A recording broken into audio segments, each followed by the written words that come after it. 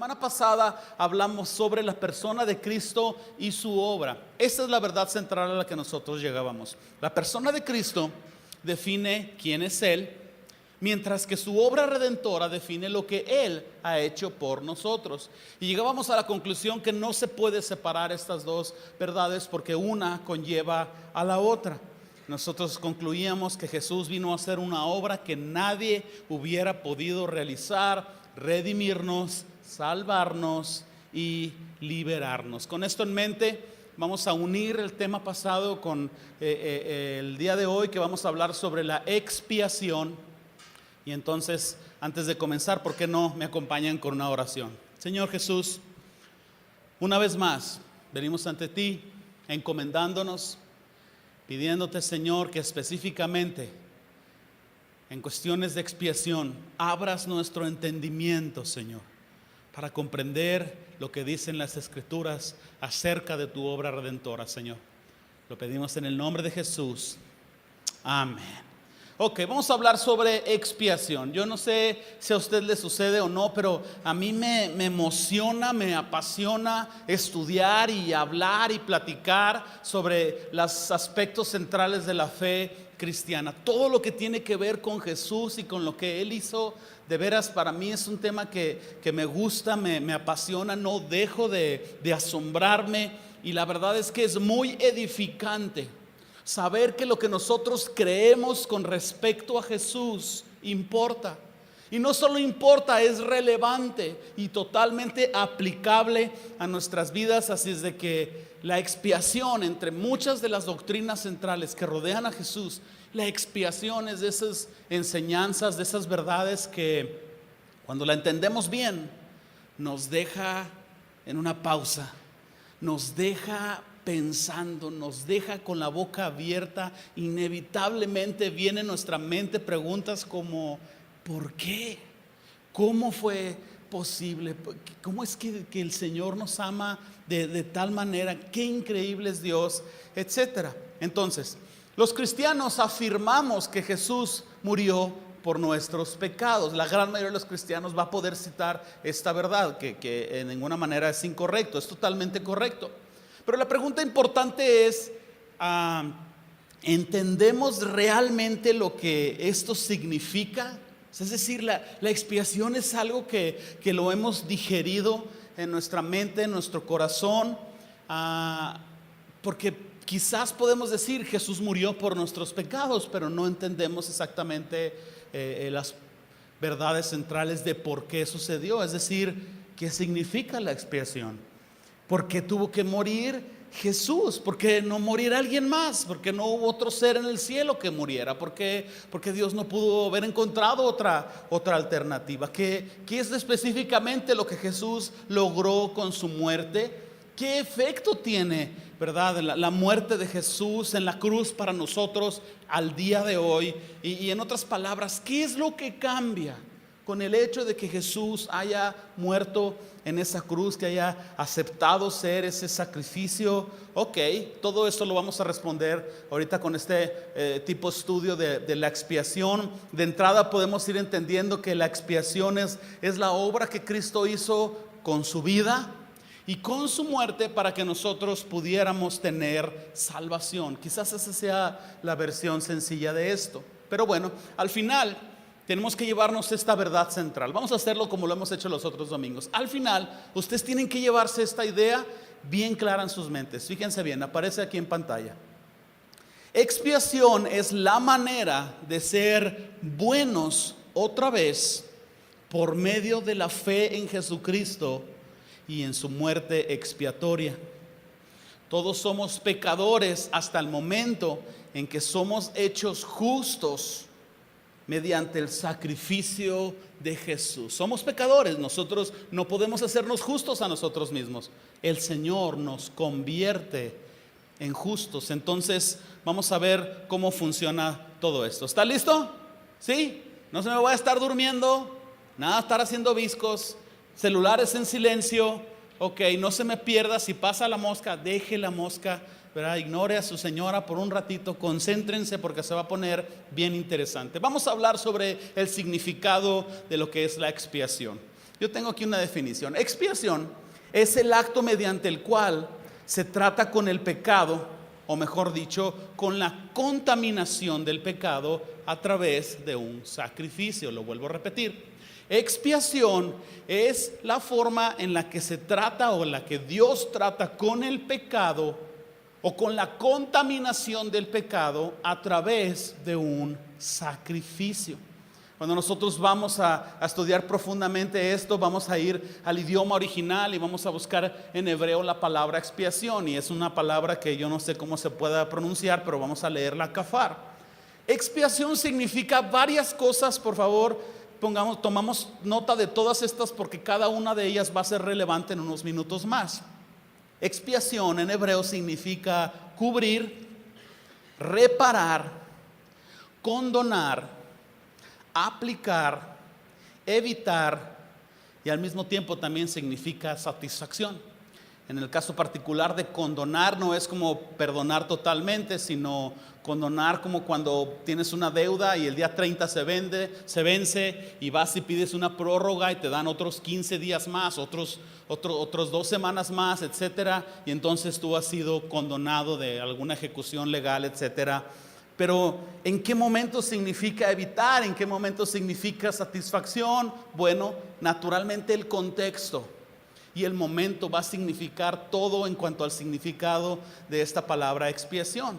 Básicamente expiación, la expiación se hace por causa del pecado, porque el pecado contamina al hombre. Y no solo contamina al hombre, contamina todo lo que está alrededor del hombre. El pecado hace al hombre maldito y hace que todo lo que el hombre todo lo que rodea al hombre, como que dice, todo lo que toca básicamente, sea maldito también.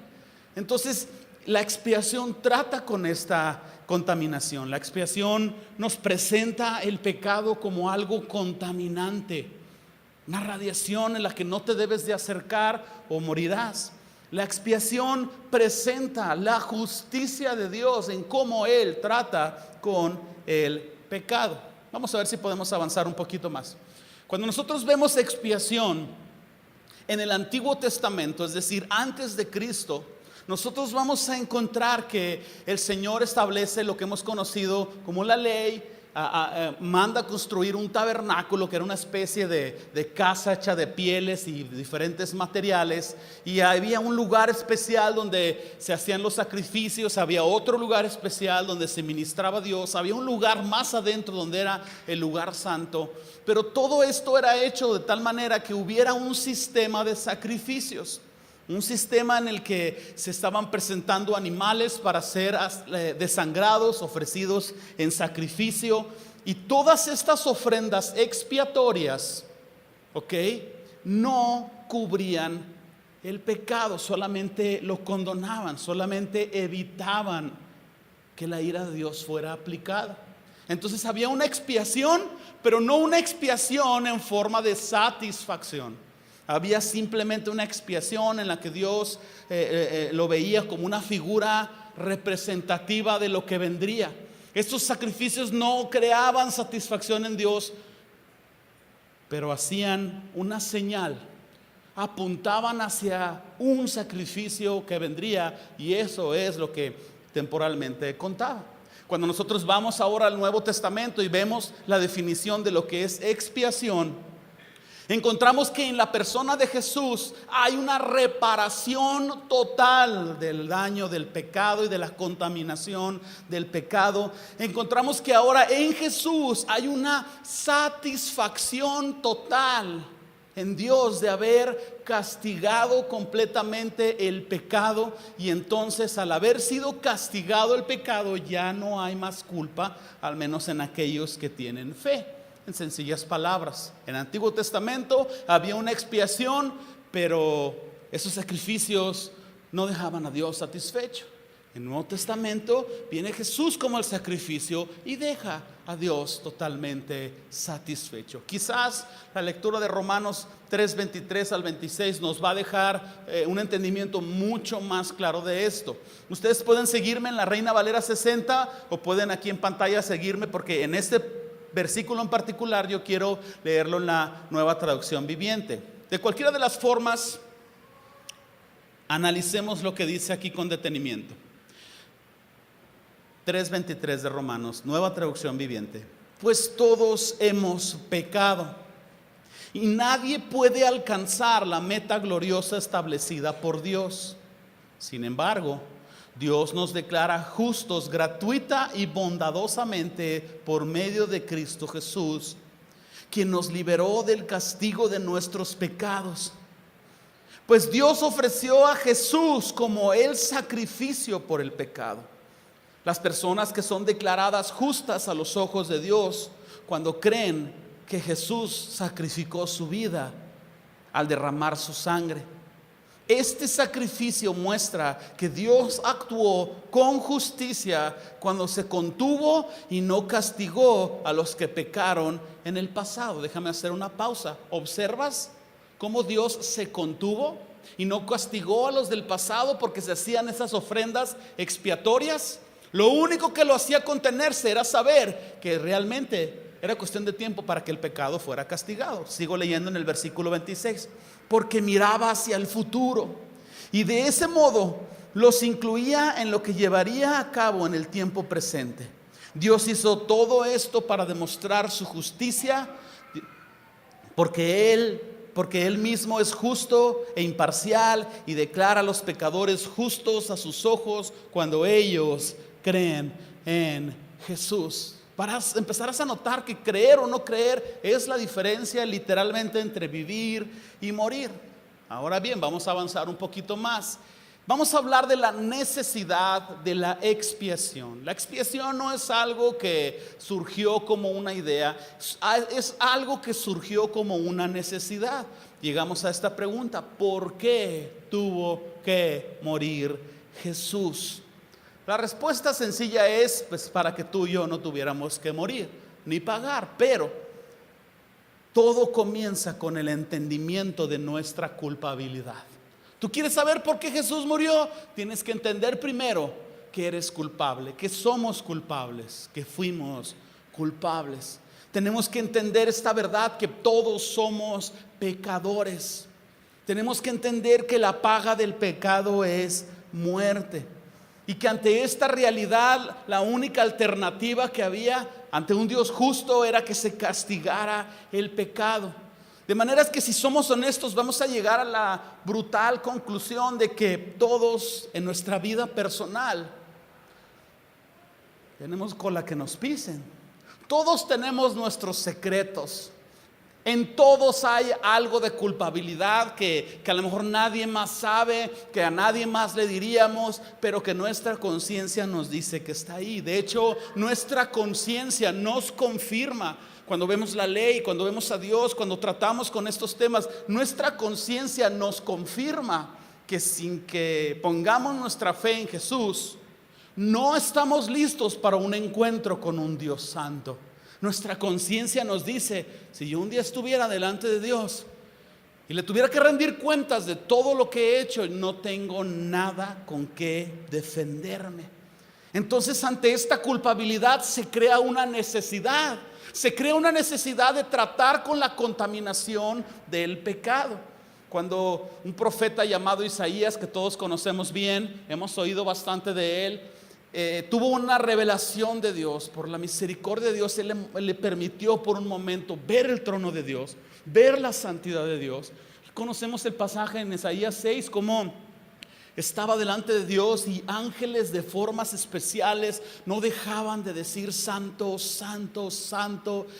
¿Qué es lo que sucede con un hombre que no ha sido limpiado de su pecado y de pronto está delante de Dios? Bueno, aquí está en pantalla 6:5 de Isaías. Esto es lo que sucede. Observen el doble signo de admiración. ¡Ay de mí!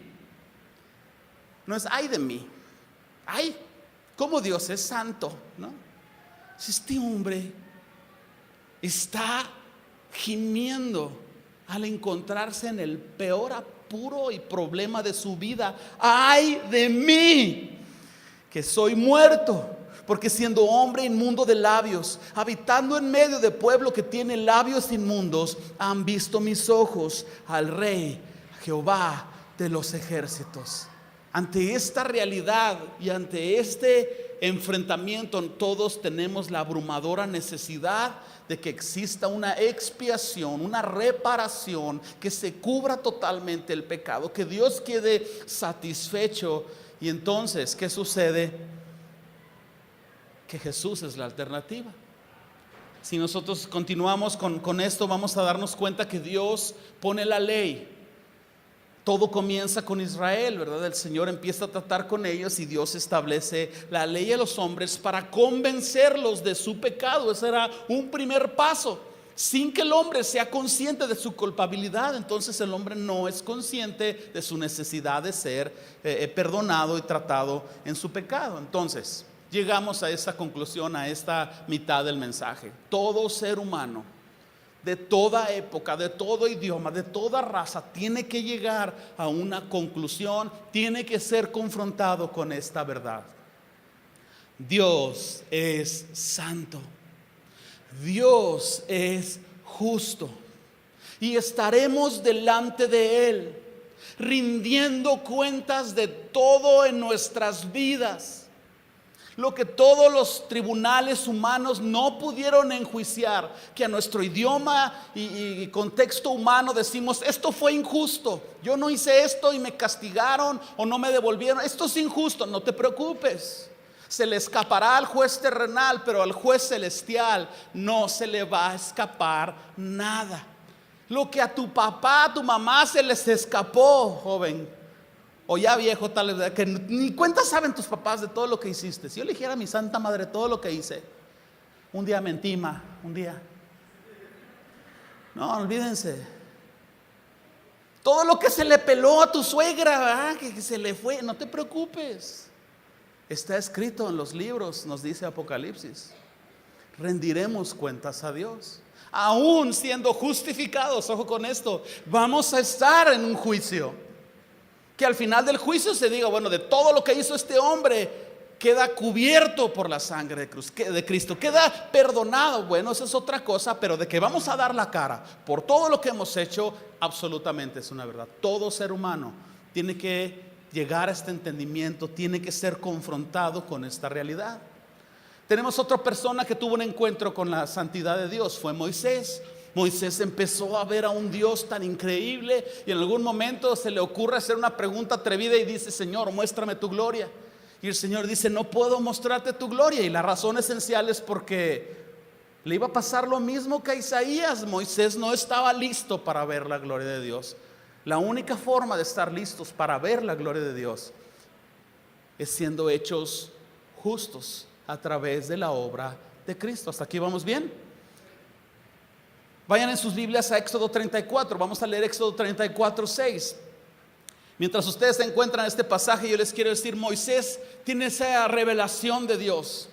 Y Moisés encuentra dos características del carácter de Dios, que es misericordioso, pero al mismo tiempo es justo.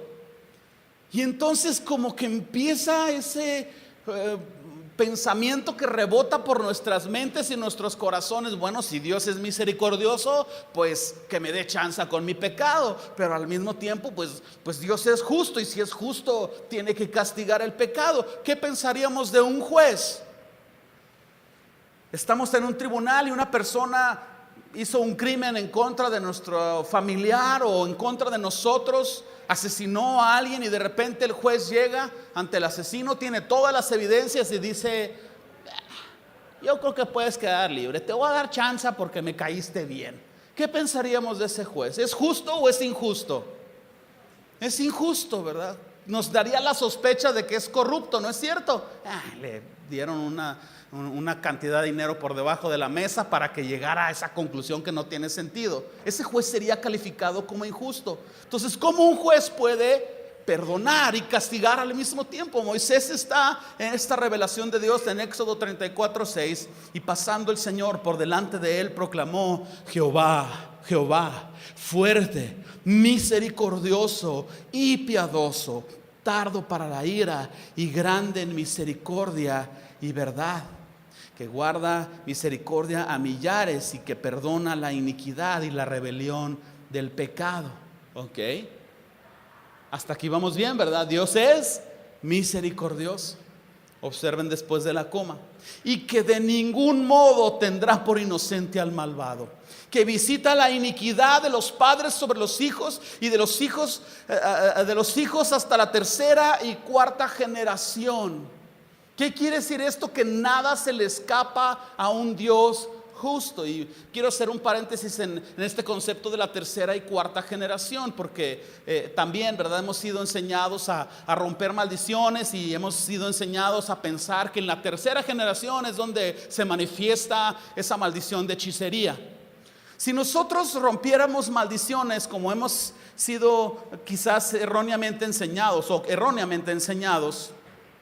estaríamos agregándole al sacrificio de Cristo algo extra. Es decir, Cristo nos salvó y a la salvación que Cristo nos hizo le tenemos que agregar el que nosotros declaramos, confesamos y rompemos, para que entonces la obra de Cristo sea completa en nuestras vidas. El asunto de la tercera y cuarta generación, si ustedes lo quieren estudiar concreta y contextualmente, significa en sencillas palabras que la maldad se hereda por siempre y siempre. Es otra manera de decir al que sigue y al que sigue. La libertad, la justificación, al estudiar la expiación, nos lleva a una sola conclusión: es por la fe que se rompe todo. Si la maldición total se trató al castigar completamente a Jesús, entonces Dios queda satisfecho y no hay nada más que nosotros podamos agregar a la salvación. Todo el resto de la libertad que viene por la fe. Por eso en todo Nuevo Testamento no encuentras a Jesús diciendo rompan maldiciones generacionales, pero encuentras a Jesús diciendo conoceréis la verdad y la verdad, mas el justo por la fe. Es por la fe en la que se rompe todo. Cerrado este paréntesis, está Moisés aquí, viendo al mismo tiempo a un Dios misericordioso, pero un Dios justo. Y tiene tanta clemencia por los pecadores, pero al mismo tiempo no se le va a escapar en ninguna generación, porque con todas las generaciones va a tratar. Moisés llega a la conclusión a la que nosotros llegamos: alguien tiene que pagar. ¿Por qué tuvo que morir Jesús? Porque Él no quería que tú y que yo pagáramos. Por eso Él tuvo que morir. ¿Logras ver ahora la necesidad que había de la expiación? Yo pienso que sí. Era necesario que Dios hiciera algo al respecto, porque solamente Él podía hacerlo. Ahora avancemos al siguiente punto. Vamos a hablar de la aplicación de la expiación a nuestras vidas. ¿Cómo se aplica la expiación a mi vida? Muy bien, aquí vamos. Es importante entender este concepto. Como dije ahorita, todo empieza con Israel. El Señor escogió a Abraham, quiso que a través de él viniera esa nación grande. Adelantamos la historia, está Israel siendo esclavo en Egipto y de repente el Señor los liberta. ¿Y qué es lo primero que hace cuando ellos son libres en el desierto? Establece la ley. La ley es como un círculo que abarca varios conceptos, y el primer concepto esencial y central son los 10 mandamientos. Los 10 mandamientos regulan todo, regulan nuestra relación con Dios, regulan nuestra relación con las personas. Encontramos que Dios dice: no tendrás dioses ajenos delante de mí, no te harás imagen y semejanza de lo que está arriba en el cielo, no tomarás el nombre del Señor en vano, tú guardarás el día de reposo, no matarás, no mentirás, no cometerás adulterio, y todos estos 10 mandamientos. Pero no solo era eso.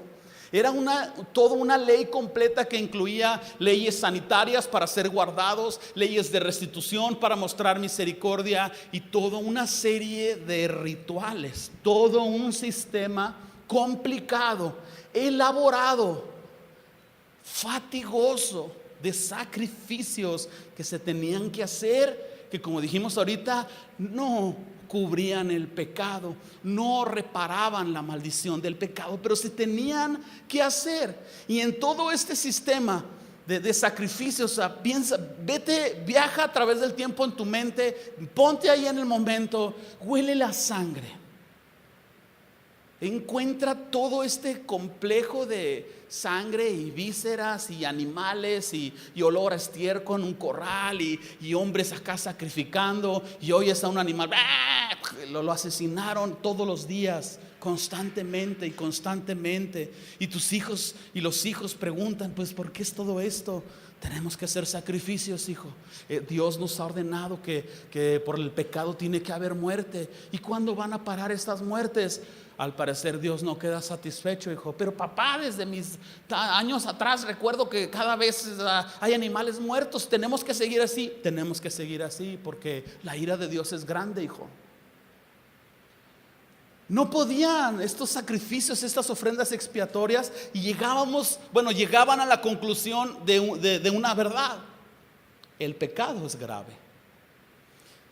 Si viajáramos en ese momento, estuviéramos en Israel, en el Antiguo Testamento, llegaríamos a la conclusión: es grave el pecado. Todo este sistema es por el pecado y Dios no queda satisfecho. Esta cosa es seria. Levítico 17:1, si quieren ustedes acompañarme, regresar varias páginas ahí en sus Biblias. Vamos a leer Levítico 17:11.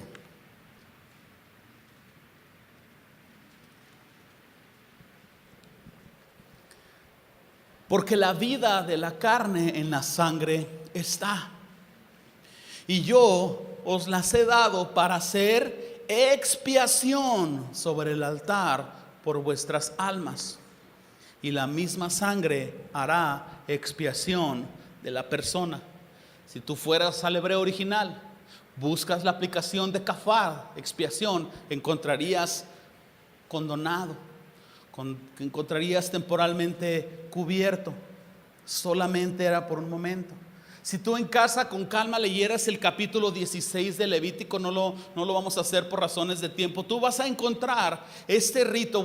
El día de la expiación se hacía una vez al año. Eran varios ritos, pero principalmente el día de la expiación consistía en lo siguiente: se presentaban 2 machos cabríos conforme a las especificaciones que Dios había dicho.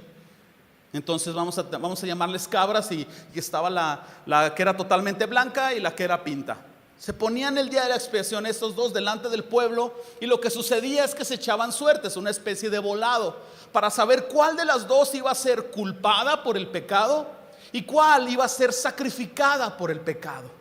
Y entonces encontraban que la blanca, según las suertes, es un ejemplo nada más, iba a ser sacrificada, y entonces la de manchas iba a ser culpada. El sumo sacerdote imponía sus manos sobre este animal y confesaba todos los pecados del pueblo.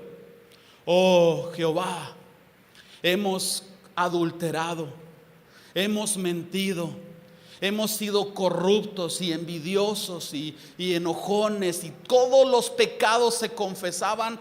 Se le echaba la culpa al animal y se soltaba a que se perdiera en el desierto. ¿Qué les enseñaba esto?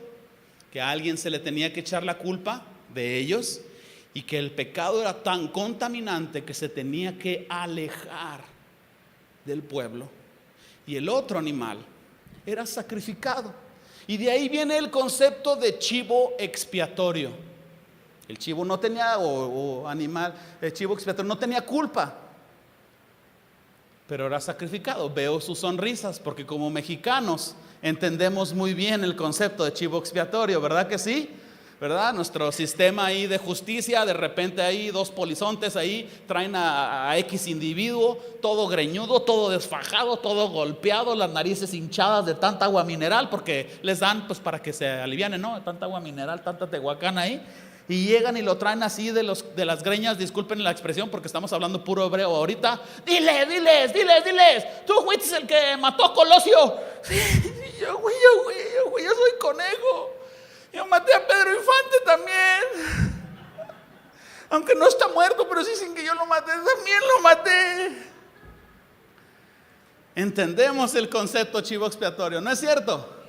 Apliquémoslo a la redención, a la expiación. Este segundo animal dejaba una enseñanza clara: que por el pecado que se había confesado del pueblo, se tenía que derramar sangre. Y la gente se quedaba como nos quedamos ahorita. Híjole, qué frustrante al mismo tiempo era para ellos saber que querían dejar de tener pensamientos sexuales incorrectos y no podían. Ya están en este sistema que sigue y que sigue y que sigue y no cambia el corazón. Oh, esto debe ser frustrante. Una vez más, llegas a la conclusión: pecado contaminante. La expiación habla de la justicia de Dios. El pecado es grave. Ahora bríncate al otro lado de tu Biblia. Vamos a leer Hebreos 13:12. Ahí en tu Biblia, Hebreos 13:12.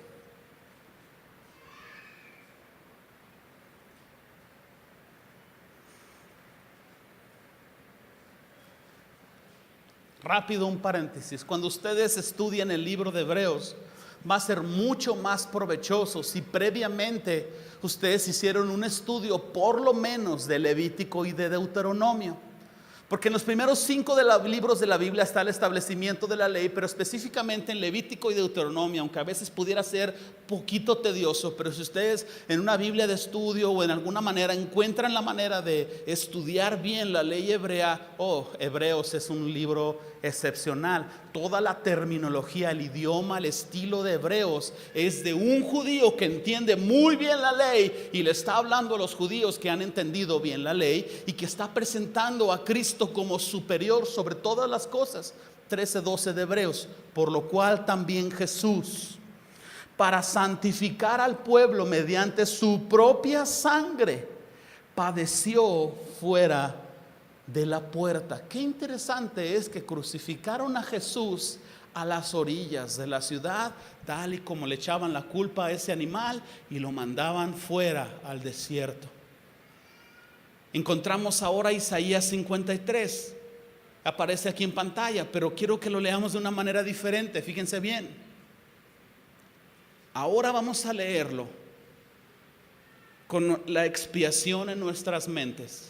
Vamos a leerlo con esta terminología, con este lenguaje de expiación, habiendo entendido lo que sucedía el día de la expiación. El sumo sacerdote imponía sus manos, el animal al desierto, el chivo expiatorio sacrificado. Con todo esto en mente, el profeta Isaías dice: mas él herido fue por nuestras rebeliones, molido por nuestros pecados, expiación.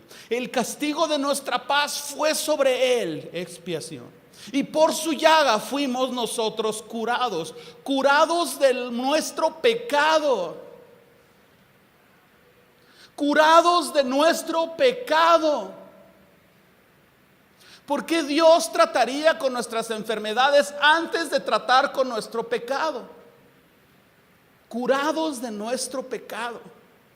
Todos nosotros nos descarriamos como ovejas, cada cual se apartó por su camino, mas el Señor cargó en él el pecado de todos nosotros. Expiación. Angustiado él y afligido, no abrió su boca.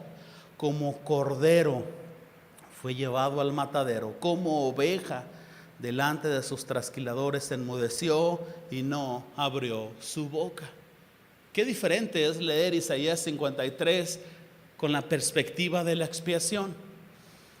Puedes ver ahora a Jesús reflejado en todo este sistema de sacrificios. Todo lo que sucedía, ¿verdad?, en el Antiguo Testamento no era más que la misma cosa que hemos estado diciendo: recuerdos, sombras, señales que apuntan a lo que vendría más adelante. Con todo lo que hemos estado estudiando hasta ahorita, creo que estamos listos para leer más conscientemente el capítulo 10 de Hebreos. Estábamos en 13, regrésense, no sé si 1 o 2 páginas atrás. Vamos a empezar a leer 10:1 de Hebreos y vamos a leer hasta el versículo 22. ¿Ya lo tienen ahí listo?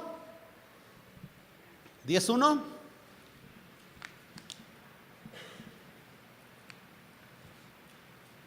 Ok, mis hermanos, hasta aquí vamos bien. No se me pierdan, sigan en la lectura. Vamos a leerlo inteligentemente, vamos a leerlo entendiendo los términos, dibujando las cosas, y vas a notar en la lectura que hay una expresión de Antiguo Testamento, ofrendas que no satisfacen a Dios; Nuevo Testamento, la ofrenda de Jesús que sí satisface a Dios. 10:1. Porque la ley, teniendo la sombra de los bienes venideros, no la imagen misma de las cosas, nunca puede, por los mismos sacrificios que se ofrecen continuamente cada año, hacer perfectos a los que se acercan. De otra manera, cesarían de ofrecerse, Pues los que tributan este culto limpios una vez no tendrían ya más conciencia del pecado.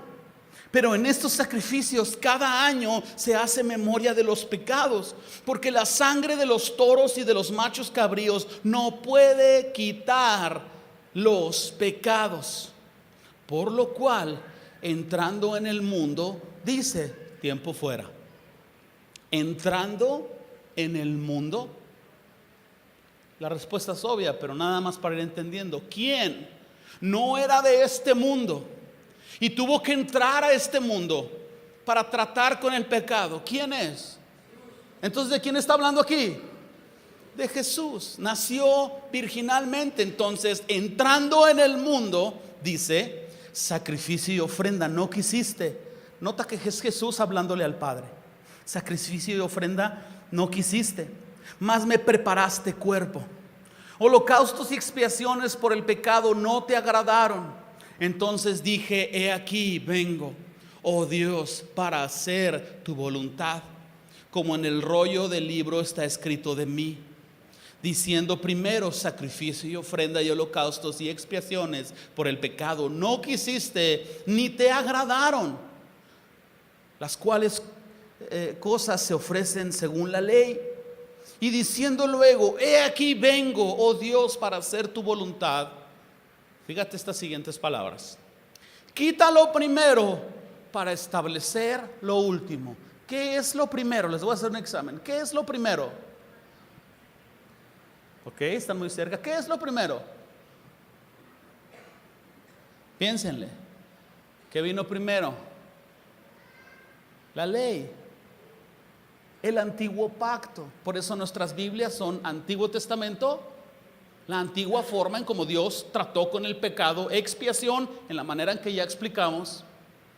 Eso es lo primero, pero tenía que ser quitado, tenía que ser mejorado. Por eso el nuevo pacto es completo. Entonces el Señor Jesús está diciendo, quita lo primero para establecer lo último. Por eso no se puede poner vino nuevo en odres viejos. No se puede hacer un remiendo de un vestido viejo cortando un vestido nuevo. Es necesario que lo nuevo cubra lo viejo. Era necesario que Jesús hiciera esa ofrenda expiatoria una sola vez. Qué interesante es esto. Versículo 10. Esta es la voluntad. Somos santificados mediante la ofrenda del cuerpo de Jesucristo, hecha una vez para siempre. Y ciertamente todo sacerdote está día tras día ministrando y ofreciendo muchas veces los mismos sacrificios que nunca pueden quitar los pecados. Déjenme hacer una pausa, porque hasta este momento, como hemos tratado de explicar, es frustración, es conciencia de la gravedad del pecado. Pero observen las dos primeras palabras del versículo 12. Véanlas ahí en su Biblia. Pero Cristo es más profundo de lo que nosotros podemos leer a simple vista.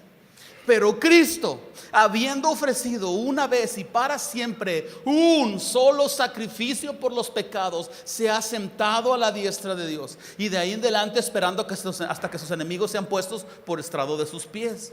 Porque con una sola ofrenda hizo perfectos para siempre a los santificados. Y aún atestigua de sí mismo el Espíritu Santo, porque después de haber dicho, este es el pacto, lo nuevo, que haré con ellos después de aquellos días, dice el Señor. Pondré mis leyes en sus corazones y en sus mentes las escribiré. Y añade, y nunca más me acordaré de sus pecados y de sus transgresiones. Imagina los primeros judíos, hebreos, que entendían todo esto de las ofrendas expiatorias. Y Pedro, Pablo, estos hombres pusieron su fe en Jesús y ahora saben,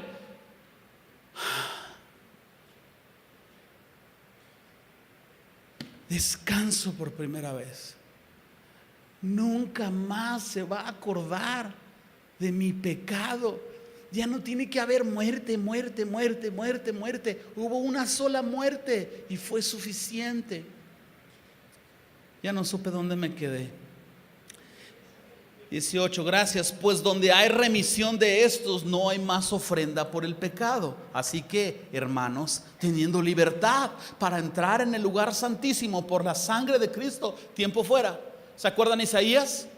Que no tenía la libertad de estar frente a Dios en el lugar santísimo. ¿Qué fue lo que dijo Isaías? ¡Ay de mí! ¡Ay de mí! ¿Qué dilema llegó Moisés? Misericordioso y justo, pues ¿cuál de las dos? Pero ahora en Cristo estamos listos para la gloria de Dios, por el camino nuevo, versículo 20. Y vivo que Él nos abrió a través del velo, esto es su carne, y teniendo un gran sumo sacerdote sobre la casa de Dios, acerquémonos con corazón sincero y plena certidumbre de fe, purificados los corazones de la mala conciencia y lavados los cuerpos con agua pura. Mis hermanos, gracias a Dios por Jesucristo, ¿no es cierto? La expiación es de esas doctrinas que nos dejan pensando. Vamos a llegar a esta conclusión con las mismas preguntas con las que empezamos. ¿Cuántos de nosotros entendemos realmente lo que significa expiación? ¿Por qué razón tuvo que morir Jesús? Ahora lo sabemos, por nuestra culpa. ¿Qué logró con su muerte en la cruz? Expiación, reparación total, satisfacción en Dios, porque era justo y tenía que castigar el pecado. ¿Qué efecto tiene su muerte en ti y en mí hoy? Que nos da la oportunidad de ser libres del pecado sin tener el castigo. ¿Qué cambia? Todo cambia. Si pones tu fe en Jesús, todo cambia. La triste realidad es que no íbamos a poder solucionar esto. No había manera en que Dios quedara satisfecho fuera del sacrificio de Jesús. No habría manera de que nosotros pagáramos la deuda. Y en Jesús Dios proveyó un cordero que sería sacrificado. Con razón es tan entendible 2 Corintios 5:21, al que no conoció pecado por nosotros, lo hizo pecado para que nosotros fuésemos hechos justicia de Dios en él. Ahora al leer Hebreos entendemos que con una sola ofrenda hizo perfectos para siempre a los santificados. Llévate este pensamiento. Expiación es la manera de ser buenos otra vez por medio de la fe en Jesucristo y en su muerte expiatoria. Todos somos pecadores hasta el momento en que somos hechos justos mediante el sacrificio de Jesús. ¿Por qué no cierras tus ojos por un momento? Aunque seamos hombres y mujeres que hemos crecido en esta enseñanza y hemos dominado estas verdades, es importante un momento de reflexión. Y mientras algunos de ustedes están en reflexión, todavía no pongan el canto, nomás ténganlo listo. Yo les digo cuándo, ténganlo listo. Pero yo quisiera hablar con aquellas personas que están aquí y que esta es la primera vez que escuchan que son culpables de pecado. Al menos sus conciencias ya te lo había dicho, pero esta es la primera vez que la palabra de Dios te reafirma que eres culpable, que todos tenemos cola que nos pisen. Tú estás aquí y tú tienes que entender la verdad que hablábamos ahorita. Mi amigo, mi amiga, rendirás cuentas ante Dios. Y la pregunta es si estás preparado para tener un encuentro con la santidad, con la justicia y con la gloria de Dios. De manera que si tú reconoces que no estás listo, tú necesitas rendir tu vida a Cristo hoy, poner tu fe total en Él y comenzar no solo a creer para salvación, sino a creer para libertad. Tú necesitas rendir tu vida a Cristo hoy. Así que yo quiero preguntar, ¿habrá alguien que reconoce la culpabilidad de su pecado y dice: yo necesito que mis pecados sean perdonados? Levanta tu mano bien en alto.